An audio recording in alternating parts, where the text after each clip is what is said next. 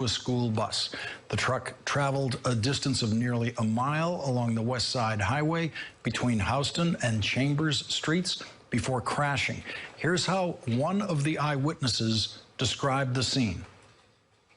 I look down and I see a truck going down towards Chambers Street, and I'm saying, what's going on? So as I go down more, I see he's in the bike lane, clearly in the bike lane. And I see, when I go down, I see two gentlemen laying right there in the bike lane with tire marks across their body, and you could tell that they're not here no more. Law enforcement officials told NBC News that the driver shouted "Allahu Akbar," which is Arabic for "God is great," as he got out of that crashed truck. There you see him doing that and walking with a pellet gun and a paintball gun. He was then shot in the abdomen by a police officer and taken to Bellevue Hospital. The suspect has been identified as a 29-year-old immigrant from Uzbekistan who came to the United States in 2010. A note was reportedly found in the truck claiming he did this for ISIS. Here's what New York City Mayor Bill de Blasio said this afternoon.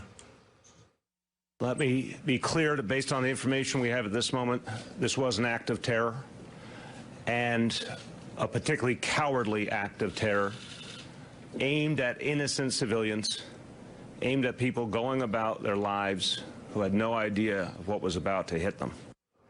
Joining us now from the scene in Lower Manhattan is NBC's Ron Allen. Ron, the police will have no problem getting eyewitnesses to this event. We've already seen some handheld video that people have made in the aftermath, and plenty of eyewitnesses seem to be available.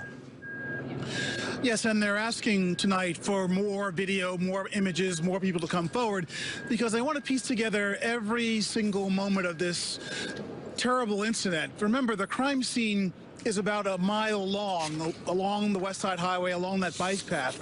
And they're trying to determine exactly where this act of violence started and how it was carried out along the way. The crime scene is there behind me, a couple of blocks away. It's still very active. The investigators are there. They're probably going to be there through the night and tomorrow morning trying to piece all this together. They are, of course, also trying to learn everything they can about the suspect, this 29-year-old man from Uzbekistan who's been in this country for a few years, the green card, a truck driver's license. We don't know much about him other than that he apparently rented this truck from a Home Depot this afternoon around 2 o'clock in New Jersey and drove through the tunnel, came here to New York City about an hour later and carried out this dastardly act. Why he did it, unclear. There's this indication that he left a note of some sort or some writing suggesting that he was inspired by ISIS. Whether that's true or not, or whether that was a real motivation or not, is unclear. And of course, authorities are trying to determine how to prevent this from happening again. Tonight on the streets of the city, there's been a very noticeable increase in police activity.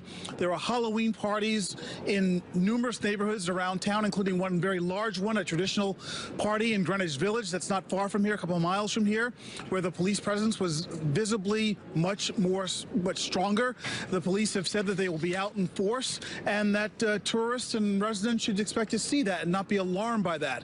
Remember, this is not the kind of attack that police were not expecting. They, in recent years, since we've seen these attacks in Nice and other places in Europe, the authorities here in New York have been blocking major intersections with big trucks full of sand and dirt at major events like the Thanksgiving Day Parade. There have been larger patrols of officers at events like this when they thought there might be a truck attack. The police have even gone to truck rental agencies around the area at different occasions and warned the managers to be on the lookout for people renting trucks that might be doing something like this.